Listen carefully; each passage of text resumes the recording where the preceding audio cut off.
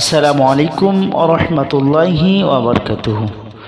সম্মানিত দর্শকবৃন্দ, আজকে আমরা জানব আহকামে শরীয়তের চতুর্থ প্রকার নিয়ে। আহকামে শরীয়তের চতুর্থ প্রকার হলো মুস্তাহাব।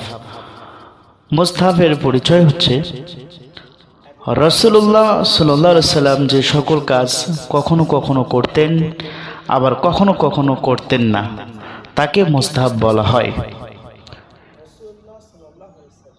ইহা অতিরিক্ত ইচ্ছাকৃত কর্ম, একে নফলও বলা হয়। এটা করলে সওয়াব হয়, না করলে কোনো গুনাহ হয় না।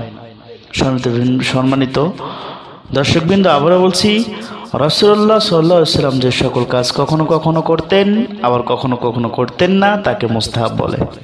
ইহা অতিরিক্ত ইচ্ছাকৃত কর্ম, একে নফলও বলা হয়। এটা করলে অনেক সওয়াব হবে, না করলে কোনো গুনাহ নেই।